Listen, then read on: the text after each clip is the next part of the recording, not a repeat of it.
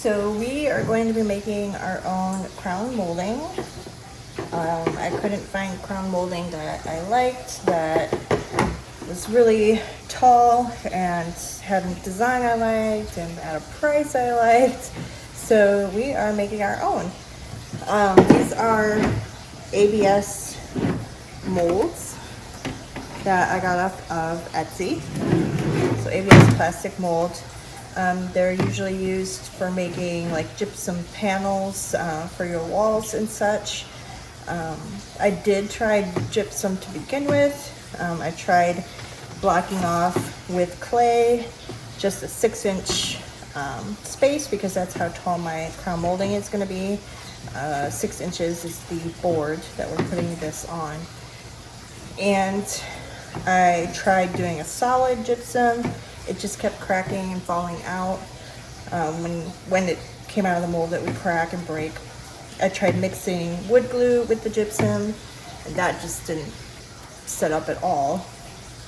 So I ended up settling on doing resin, just in the design. So I am using polyurethane resin. It's this one here. Just got it off of Amazon.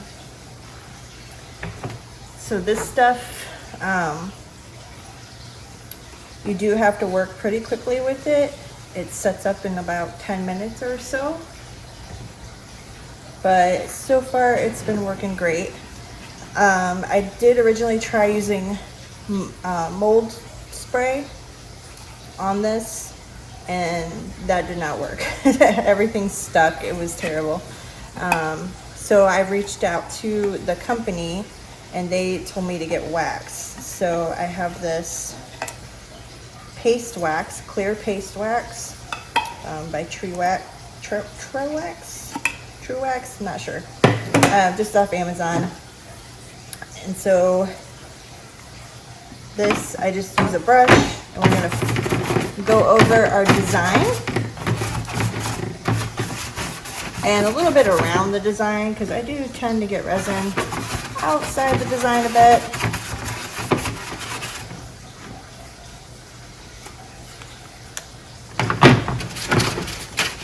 As you can see, my panels here are quite used at this point. I've been doing this for a little while now. So I've gotten quite a bit of use out of them. And they're still going okay.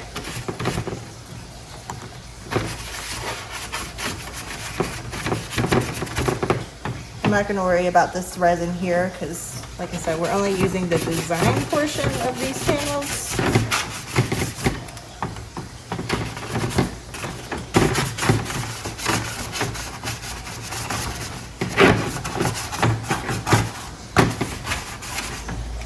So you just want to make sure you give it all a good coating so the resin does not stick.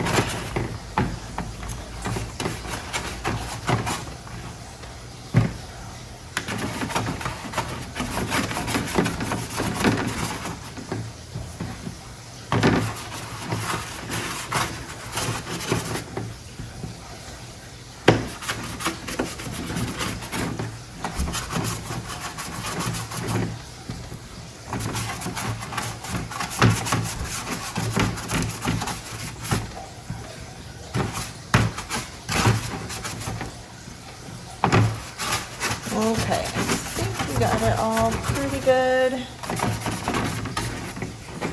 Kind of look at it from the side to see if you can see that waxy coating everywhere. Okay.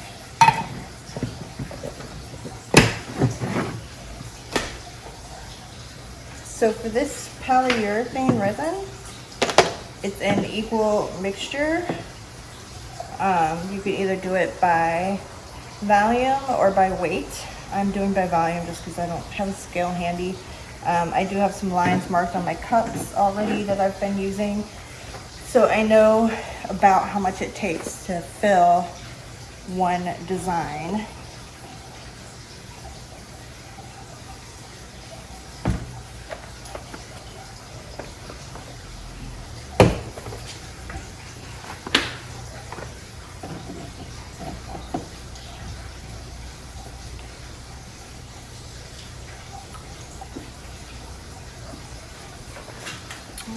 Let's see if that looks about even. It does.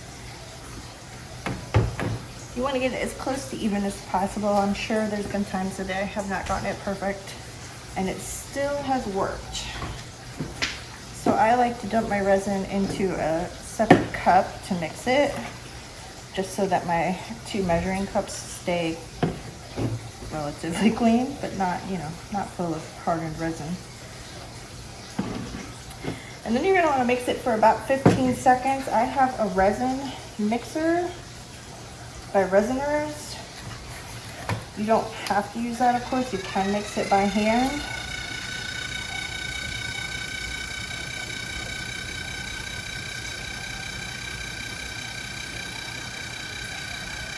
I just really like this because it just makes it a lot faster and a lot, especially because you have such a little working time with this stuff. So you just want to make sure it doesn't have any streaks in it. And you're going to get maybe about a minute or 2 to pour this before it starts to want to set up. So I do go kind of fast. I don't worry about getting it outside the lines a bit, because you can always cut those parts off later. I try to pour in the deeper sections and let it spread out into the less deep. I'm a very messy resin person, if you didn't notice. I have resin everywhere. It's not my favorite medium to work with just because it's so messy, but it really works well for this.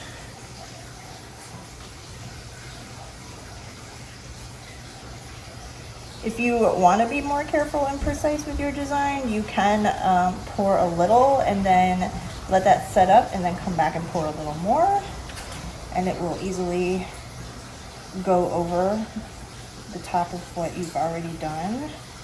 And I will show that to you here in a little bit as well.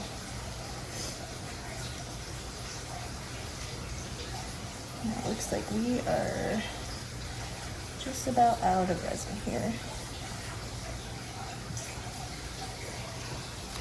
I think I got everything pretty good. All right, so we will let that sit and set up, and then I will show you the next section, the next part. So here you can see where I felt like some of my spots were just a little low. So I added just a little more resin on top. You can see the white is pretty much done. And then this yellow is fresh resin. So you can just add resin right on top if you need to fill out some spots that weren't quite totally full. We got some more over there as well.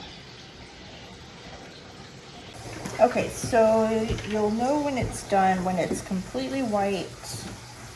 And then you'll want to feel around and make sure it's cool to the touch. It gets quite warm while it is setting up.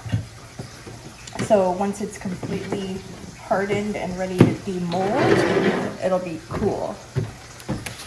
And this one is ready. So with these larger ones like this, I kind of try to crack it a little bit like an ice cube tray. Start trying to pull some of it out. It likely will come out in pieces.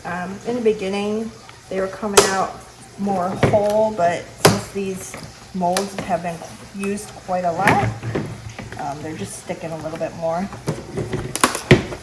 It's not a big deal because I am cutting them up to put onto my crown molding, so it's okay if they're not one big solid piece. If you want something to be put together, you can just super glue it, and that works well with this resin.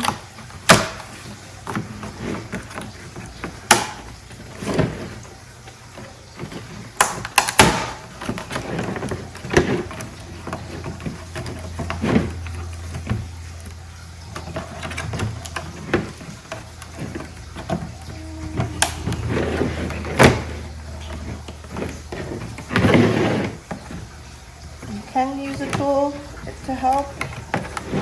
Just be careful not to stab yourself with it, as I've done many times.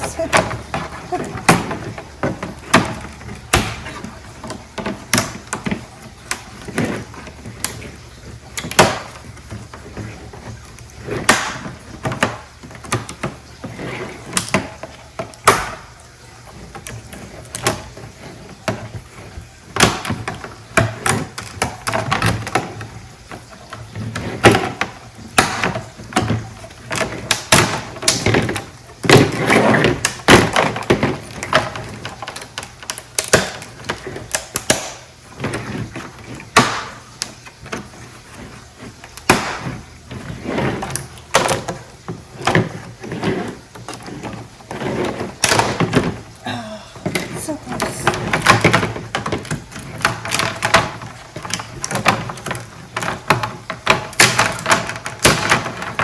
Wow, we got most of it in one. So this is what it will look like. And then these parts that are outside of the design, you can just snap those off a lot of times. Or I'll go in with scissors and cut them when I go to put this on the board itself.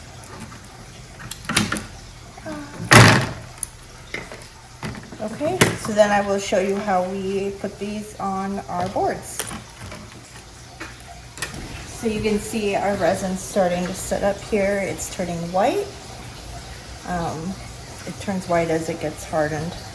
I also am doing some flowers on this crown molding. So I have a lot of these silicone molds just off of Amazon, Etsy, various places like that. So we're gonna do some of these.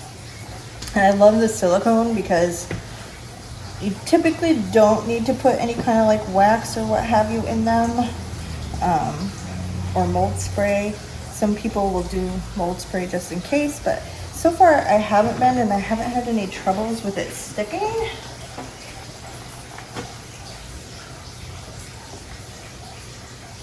I don't know if a different resin would have a harder time with that, but so far this resin has been working pretty well for me without sticking to these silicone molds.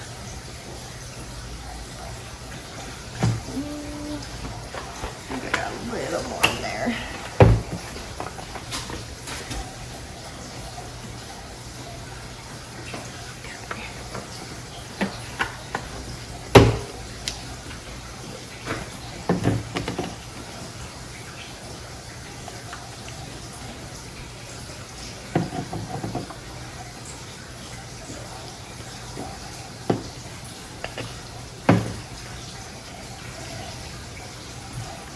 Sometimes if I have too much resin from my filigree, I'll just pour the rest into one of these.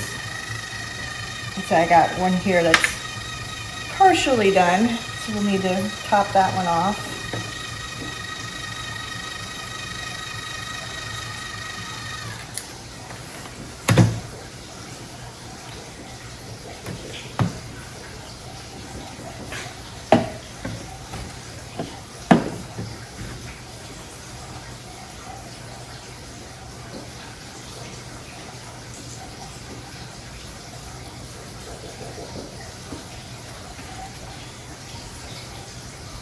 This one I am not filling all the way up because it is very big and I don't want it to stick out that far from my crown molding.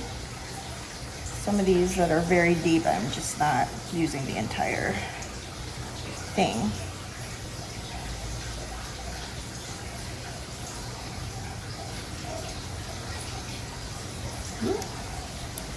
But otherwise, you just want to kind of fill it up to the top, try to make it level. I tend to go over a lot because I'm not patient.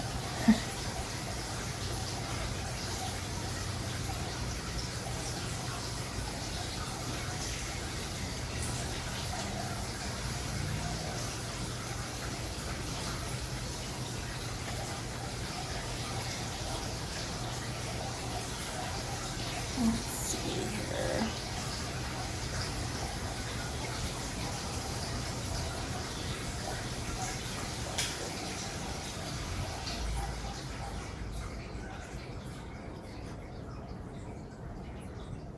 Okay, I think we're getting down to where it doesn't quite want to pour anymore. You can see it starts to get thick like syrup, and then it'll just not pour at all. So we will let these sit up and then we will demold. So I am using 1x6. Don't remember if it was pine or if it's a common whiteboard. I think it's pine. It's pre-primed. That just happened to be what was cheapest at the time. So this came in 16-foot lengths from Lowe's, and then we cut it down into about 8-foot lengths to get it up the stairs because we had some corners to go around. This piece here, I've already pre-cut it to fit the section of wall that I need to put it in. And then this is some shoe molding, also from Lowe's, that is also cut. These come in 8-foot lengths. So I cut this piece down to fit this board here. And I like to leave about 5 inches for my board down here.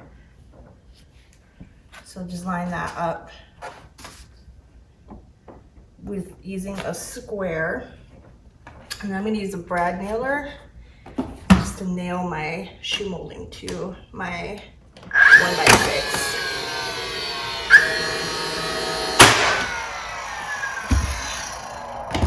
I believe I have 5/8 brad nailers in there, so it doesn't go all the way through. I believe that's the size, if I remember correctly. So then I'm going to go down to the other side and tack that down, and then I'll work my way back.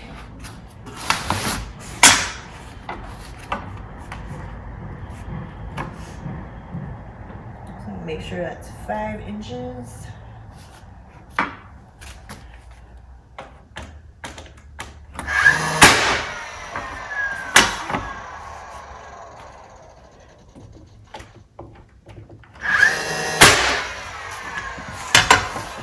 Just put them every foot or so, kind of making sure that my board is square all the way down.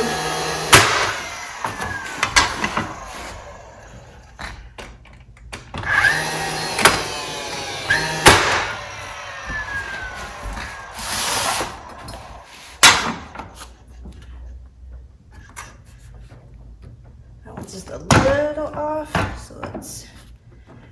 You can push it up a little bit and then nail it.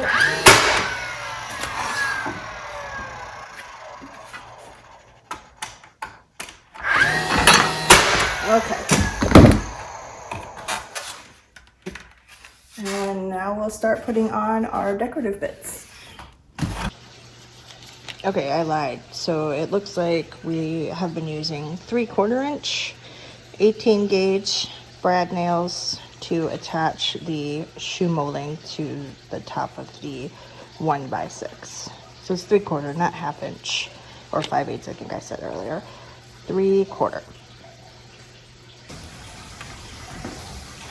So now we're working on putting our filigree pieces on our board here. And so I just take some pieces and cut them up, place them out however I think looks nice.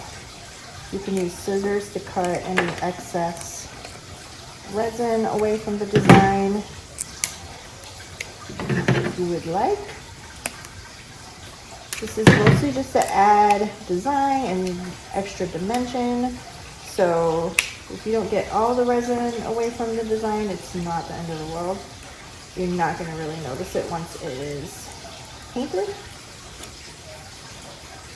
So you can see here, this piece is also cracked, but when we glue it down, you're not going to see that either.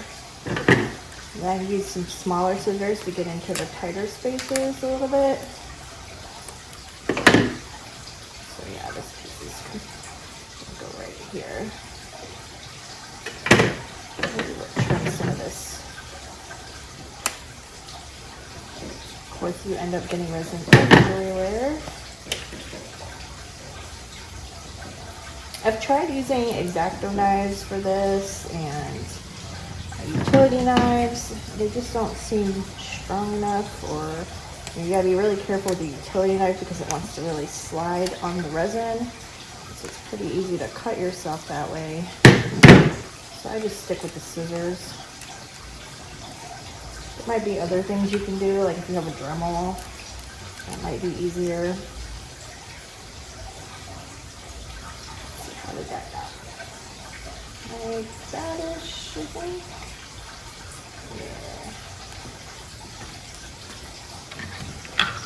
Yeah. And so some of these I am letting them stick off the edge a bit,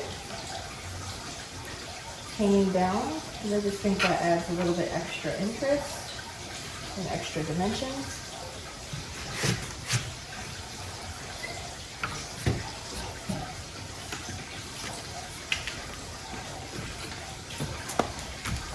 So we are leaving a little bit of space in between for our flowers.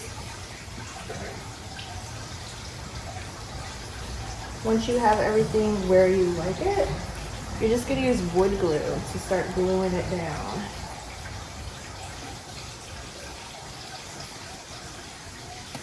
I think the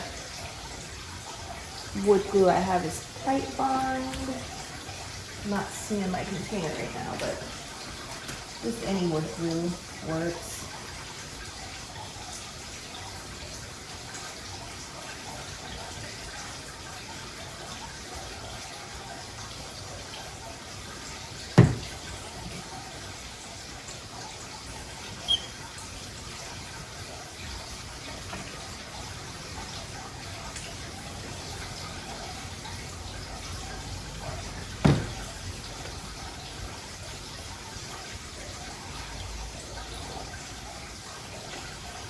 You don't have to worry about getting wood glue outside of your design on the board so much because it'll get covered up when we paint it.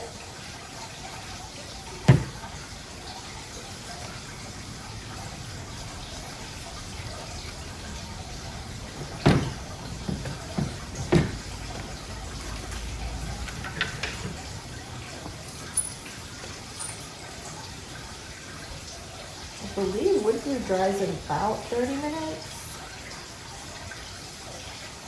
I like to just leave it longer, either a few hours, or often I'll do a bunch of these and then leave them sit overnight, just so I don't have to worry at all. And I'm guaranteed that the glue is dry.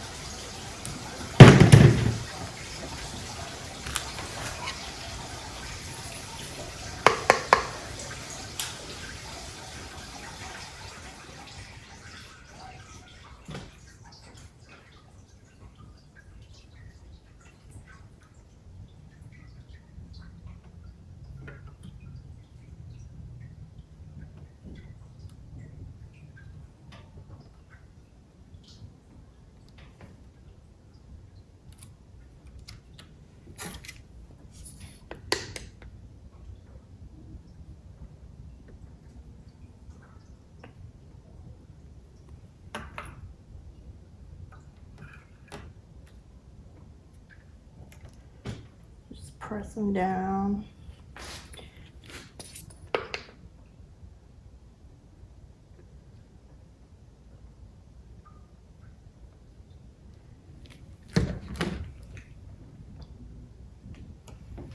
Okay, and then while this is drying, I will show you how we get some of our flowers ready. So in order to paint these resin flowers, I am using a paint sprayer. with latex paint. It's the same paint that we have on our walls, so it'll match perfectly, of course. But because of the air pressure of the paint sprayer, some of these flowers are pretty light.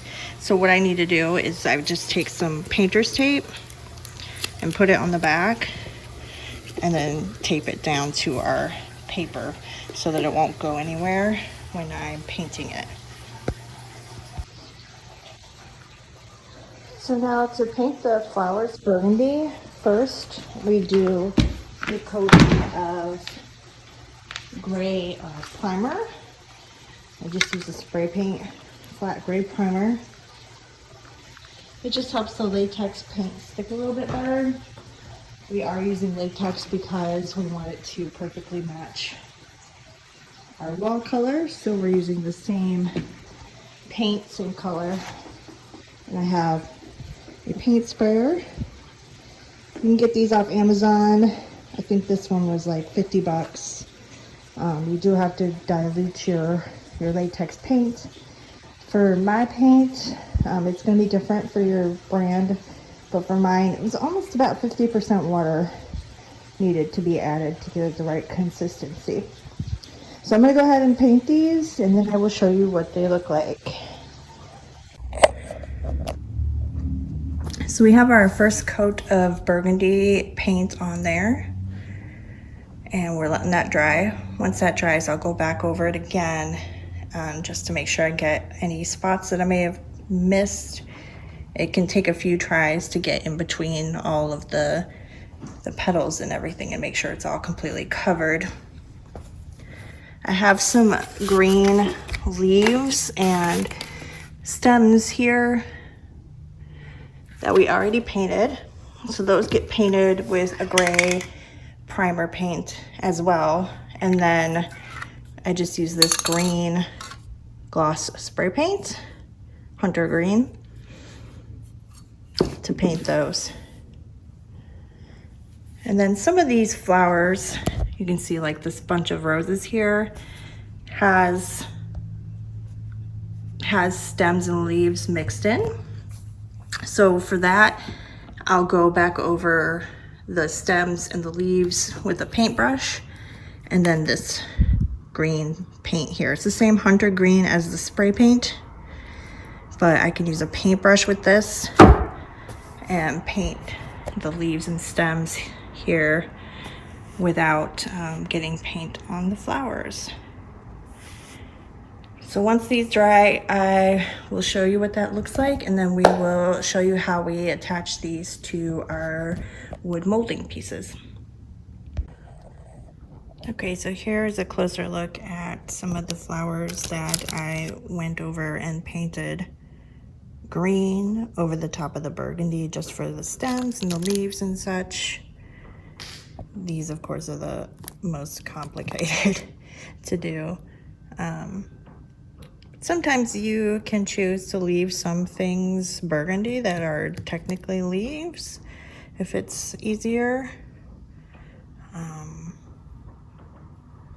think I did that like on this guy. So there's some leaves up around the petals that I just chose to leave at burgundy. You're not gonna know when it's way up towards the ceiling anyway. Okay, so now I will show you what it looks like when we put these on our wooden molding pieces. So here's a piece of crown molding that I first painted with glossy black latex paint. And I think this was 2 coats, and it still was gonna need another coat, as you can see. For some reason, the latex paint tends to pool up around the resin pieces and dry with like a dull finish. You can see that here too. It just did that in a lot of places, no matter how I tried to paint it. So I opted against using latex paint, and we are using this gloss black spray paint. I have used this stuff so much that I believe Lowe's has started stocking more of it since we first moved in here. I just like the ease and simplicity of it when you're painting furniture, especially. It won't scratch off as easily as latex can. And it's just faster and just a nice sturdy finish, and it's perfectly gloss black. So I will show you the process of how we paint these. So here's what it looks like once our filigree pieces have dried on there. And then here you can see I've used flat black primer spray paint just on the resin pieces. I found in the past if I just went straight in with the gloss paint, it would bead up and kind of run off and bubble and do weird things. But priming it first with the flat black stopped that from happening. And we are witches in this house, so you can see we have some sigils on here for protection, for blessing, for prosperity, that sort of thing. As you can see, you don't always need to do a fancy sigil like this. You can do something as simple as a dollar sign. Over here we have a pentacle for protection. Those work just as well. These are going to go up clear around the room. So that is a great opportunity to put sigils for protection and for prosperity. They'll be completely covered up by the paint, so nobody will even know they're there, but they will still work. So once this dries, I will go back in with the gloss spray paint and paint the entire board, and then I'll show you what that looks like. So here it is with the primer dried, and then here is our first coat of gloss paint. It typically takes just one good coat of this gloss paint, but I do have to go back and look at it from all angles and make sure no spots got missed, especially on the bottom edge where the filigree sticks out. And then I'll have to flip it up and paint the back sides of that filigree that's sticking out, just to make sure that you don't see any white when it is up on the wall. I don't worry about this top edge, because that is going against the ceiling, so you won't see that.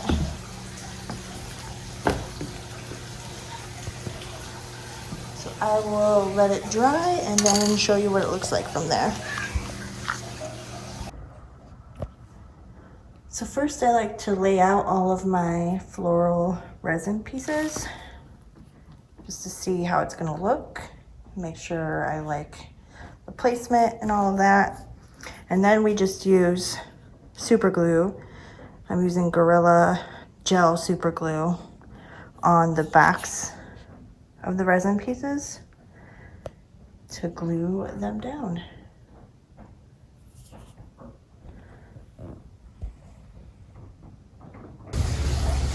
All right, and here is what it looks like up. Don't mind the skeleton. This corner piece here is a 3D print. We tried to use some of the wooden ones that you can get at like Lowe's and Home Depot and stuff, but they weren't the right size. So this is a free file you can find online if you have a 3D printer, or there's lots of services and places and people out there that you can pay to print stuff for you.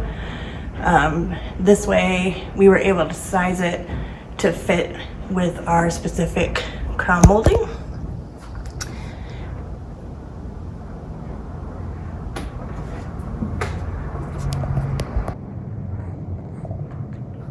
So here is more of our finished crown molding. If your ceiling is anything like ours and it's not perfectly flat, our building was built in 1908, so it's had a lot of years to shift and settle and move. So occasionally we would have like a little gap in the crack where two boards meet. So a little tip for you there is you can fill that in with some caulk. They make black caulk or white caulk if you're doing white crown molding. You can even just paint in there, the little paintbrush, black or whatever color you were doing, and it won't be noticeable. You can probably see over here, actually you probably can't see, which is the whole point, right here where this crown molding met up to the wood beam. The wood beam has its own crown molding up top, so we couldn't get our crown molding to butt up against the beam completely. So there's actually about an inch and a half gap between our crown molding and the beam, and we just put some black paint in there. I actually ended up taping it off and using the same spray paint as the crown molding, and guess what? No one's gonna know.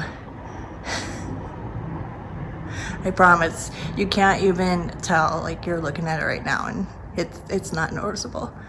So just a little extra trick there for you if you run into situations like that. Yeah, so there it is.